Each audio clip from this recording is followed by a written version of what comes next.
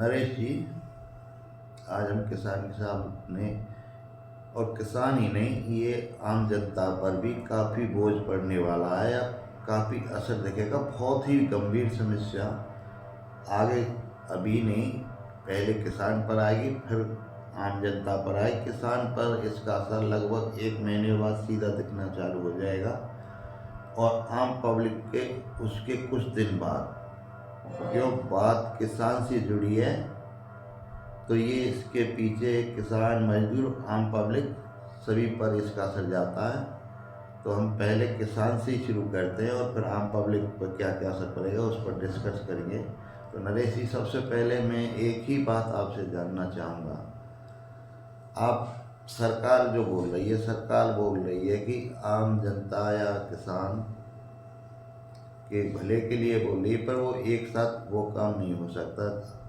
सरकार बोलती है आप फर्टिलाइज़र का कम से कम यूज करें और ऑर्गेनिक खेती की तरफ ध्यान दें, ज़मीन खराब हो रही। लेकिन मैं आपसे 2 शब्दों में ये जानना चाहूँगा कि आप दोनों तरीका की खेती करते हो, जैविक खेती भी करते हो और फर्टिलाइज़र वाली। तो आप इसमें डिफरेंस बताइए, पैदावार कितनी होगी या क्या असर पड़ेगा, क्या एक साथ हम कर सकते हैं? पहले तो यही बताइए।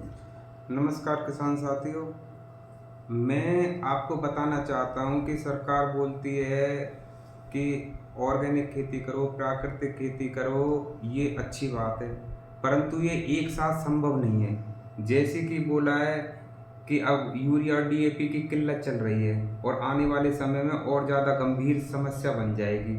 परंतु ऑर्गेनिक खेती करने के लिए या प्राकृतिक खेती करने के लिए कम से कम 3 साल का टाइम पीरियड चाहिए उसको खेत को सेट करने के लिए, अन्यथा उसकी उपज पे पूरी तरीके से असर पड़ेगा और फसल बहुत ही कम हो पाएगी। मैं नरेश जी, एक बात मैं बोलता हूँ मोटा मोटी। जैसे अब की बार आप धान, जैसे आपने जिस खेत में फर्टिलाइज़र लगाया हुआ है और उसमें आप ऑर्गेनिक खेती करते हो या जैविक खेती करते हो या प्राकृतिक खेती करते हो, तो उसमें पैदावार पर कितना असर देखने को मिल सकता है? क्या आपने दोनों तरीके की खेती की हुई है? मैं प्राकृतिक खेती भी 5 साल से कर रहा हूँ और फर्टिलाइज़र वाली खेती भी कर रहा हूँ पहले से ही। तो इस पे अगर हम किसी नए खेत पे इसको लागू करेंगे ना, तो इसकी फसल की उपज कम से कम आधी हो जाएगी पहली बार में। चलो आधी हो जाएगी, तो किसान को इस टाइम फर्टिलाइज़र की ज़रूरत भी है, कहने का मतलब यही है। बिल्कुल, आज के टाइम में एक साथ में किसान ऑर्गेनिक खेती नहीं कर सकता। मेरा कहने का मतलब है किसान करेगा भी तो वो धीरे धीरे 3 साल का टाइम चाहिए जिसके लिए वो खेत तैयार होगा। तो एक साथ ना तो उसमें से कम करना चालू करेगा, तब जाकर 3 साल में वो तक पहुंचा पाएगा, अपने खेत की तैयार कर पाएगा। जैविक खेती, ऑर्गेनिक खेती या कोई किसी और प्रकार की खेती। तो इसका आम जनता पर क्या परिणाम देखने को मिलेगा नरेश जी, ये और बताइए। मानो इसका किसान की फसल, ये मान लीजिए ये समस्या तो आ खड़ी हुई है। बिल्कुल ठीक बात है। बहुत किसानों को मैं बोलता हूँ अब की बार डीएपी यूरिया नहीं मिलेगा, मिलेगा भी तो बहुत ही मशक्क़त के बाद। मैंने अब के सीज़न में ही, गेहूँ का सीज़न जो गया है उसमें खाद के लिए इतनी मरमार देखी थी, जब तो युद्ध भी नहीं था। अब तो युद्ध के कारण कुछ तो बन ही नहीं पा रहा। और एक बात और ऐड करूँ नरेश जी, कल एक खबर मैंने देखी है, ईरान से एक पानी का जहाज़ डीएपी से लोड होकर आ रहा था, वो सरकार ने वापस कर दिया। वो सरकार पर किसी का दबाव हो, लेकिन किसान के लिए अच्छा हो रहा था, हमारी पूर्ति हो जाती।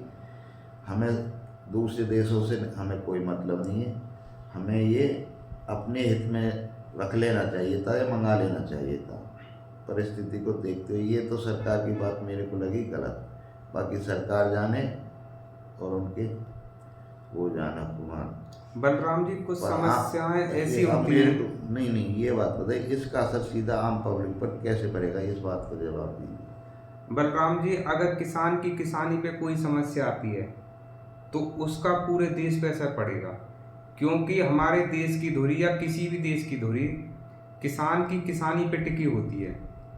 अगर उनको उनकी ज़रूरत की चीज़ जैसे प्राइमरी यूरिया और डीएपी जैसी चीज़ नहीं मिलेंगी ना, तो उनकी उपज आधी रह जाएगी। आधी रह जाएगी तो उनकी परिस्थिति और ज़्यादा खराब हो जाएगी। खराब होने के साथ साथ उनकी स्थिति इतनी खराब हो जाएगी कि वो अपने आप को उस लाइन में गरीबी रेखा से ऊपर निकालने के लिए भी खड़े नहीं हो पाएंगे।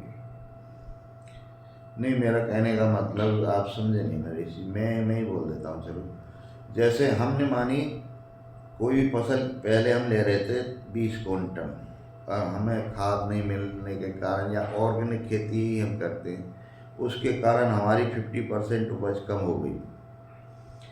तो किसान ही है जो आम पब्लिक को खाने के लिए उपलब्ध कराता है। जब पैदा उसके पास होगी तभी आम पब्लिक तक पहुंचेगी। तो इसका असर आम पब्लिक पर देखेगा, प्राइस काफ़ी हाई हो जाएंगे और किसान की भी आय कम रह जाए, किसान की भी लॉस होगा और आम पब्लिक पर इसकी सीधी महंगाई का मार आपको आगे चल के देखने को मिलेगी। किसान को तो 1 महीने बाद ही ये समस्या सामने आ जाएगी। आगे चल के धान, गेहूँ, मक्का और कई तरीके की सोयाबीन जैसी फसलें हैं, उनमें डीएपी यूरिया की आगे चल के ज़रूरत पड़ेगी। लेकिन उसके कुछ महीने बाद ही ये नरेश जी मैं आज लिखवा के दे रहा हूँ, आम पब्लिक पर इसका बुरा असर होगा। और हम तो सरकार से अनुरोध कर सकते हैं, केवल किसान को उसकी फर्टिलाइज़र का उपलब्धता करानी आपकी जिम्मेदारी है। तो हो सकता है पूरी मात्रा में कराई जाए, ताकि आम पब्लिक के सामने भी समस्या खड़ी ना हो और किसान के साथ भी ना हो। और नरेश जी, कोई 2 बात बोलना चाहो तो बोल सकते हो। मैंने जो बात कही है, मेरे को जितनी नॉलेज थी मैंने अपनी नॉलेज के हिसाब से की है। लेकिन आप भी कुछ सलाह दोगे तो बताइए आम पब्लिक के बारे में। बलराम जी, कुछ समस्याएं ऐसी होती हैं जो हमारे हाथ में नहीं होती हैं, और जैसे आज की तारीख में युद्ध के कारण जो समस्या हमारे किसानों के सामने खड़ी हुई है ना, यूरिया और डीएपी की किल्लत, ये कोई नेशनल समस्या नहीं है, ये इंटरनेशनल समस्या है और सरकार इससे निकलने की पूरी पूरी कोशिश कर रही है।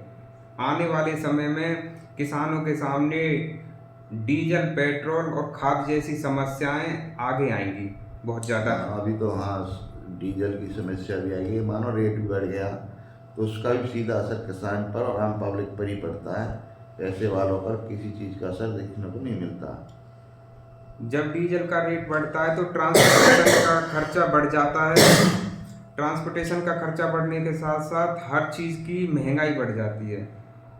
इसका समाधान हम सबको मिलकर करना होगा, हम भी, सरकार भी, और प्रधानमंत्री मोदी जी जो पहले से ही कहते आ रहे हैं कि सभी को, किसानों को जैविक खेती, प्राकृतिक खेती पर ध्यान देना चाहिए और अपनी खेतों में जैसे कि मूंग है, ढेंचा है, उन चीज़ों को पैदा करके उनको डिकम्पोज करके खेत में उर्वरता क्षमता को बढ़ाया जाए, जिससे कि फसल पे कोई असर ना पड़े और खेत में ताकत बन जाएगी। यूरिया और डीएपी ज़्यादा डालने से हमारी ज़मीन पूरी तरीके से बंजर होने की कगार पे पहुंचने लग गई है। हाँ, तो धीरे धीरे से आप प्राकृतिक खेती, ऑर्गेनिक खेती की तरफ जाएं। नरेश जी की यही सलाह पर जाएं धीरे धीरे। एकदम आप करोगे तो मार खा जाओगे, सीधा कहना ये है। बलराम जी, मैं आपको एक बात बताता हूँ कि किसान भाई किसानी तो करते हैं, परंतु बहुत कम किसानों को ये पता है कि खेती कितने तरीके से होती है। चलो, वो तो बात का मैटर है।